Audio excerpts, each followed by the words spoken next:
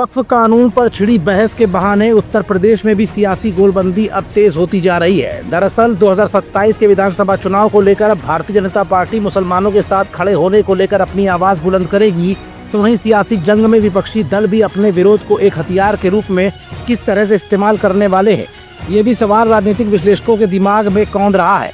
भाजपा मुसलमानों के साथ खड़े होने को लेकर अपना स्टैंड अब कैसे क्लियर कर रही है और भाजपा को इसका क्या फायदा मिलेगा? सियासत की बिसात पर नफे और नुकसान की चाल से किसको कितना फायदा होगा, ये कुछ ऐसे सवाल हैं जिनका जवाब अपनी आज की इस रिपोर्ट में हम आपको दिखाएंगे भी और बताएंगे भी। दरअसल इस पूरे मामले में सत्तारूढ़ भाजपा ध्रुवीकरण के साथ ही मुस्लिमों के एक धड़े में पैठ बनाने के लिए मौका तैयार करने में जुट गई है।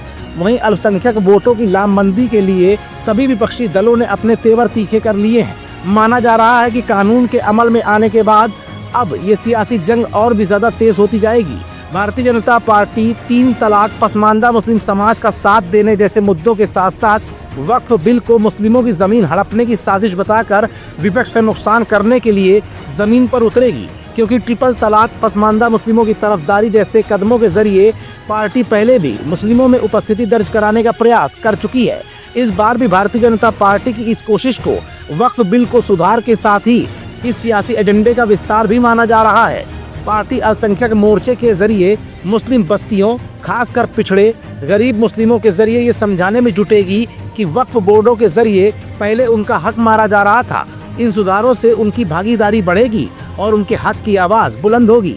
इसके लिए यूपी में पार्टी ने 3 सदस्यीय कमेटी भी बना दी है। केंद्रीय नेतृत्व प्रदेशों के साथ साथ कार्यशालाएं आयोजित कर इसके लिए जमीनी अभियानों की दशा दिशा भी भारतीय जनता पार्टी तय कर रही है। दूसरी तरफ चुनाव के मद्देनजर विपक्षी दलों ने वक्फ पर भाजपा के खिलाफ आवाज तल्ख कर ली है, लेकिन विरोध के लिए उठ रहे कदम बिल्कुल सधे हुए हैं। विपक्ष चाहता है कि वो अल्पसंख्यकों के साथ खड़े भी दिखाई दे और इसके जरिए ध्रुवीकरण को भी धार न मिलने पाए।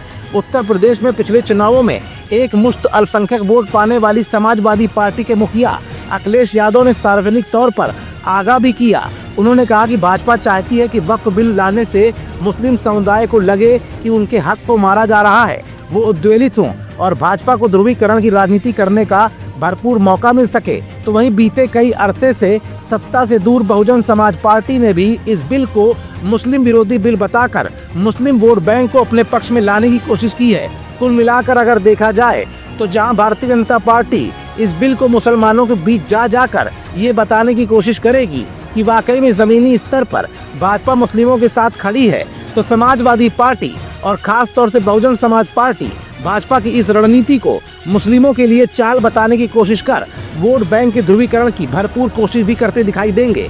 फिलहाल 2027 से लेकर 2029 में होने वाले विधानसभा और लोकसभा चुनाव में इस संशोधित बिल के पास होने से पक्ष और विपक्ष को क्या फायदा या क्या नुकसान होगा, ये तो फिलहाल भविष्य की गर्त में है।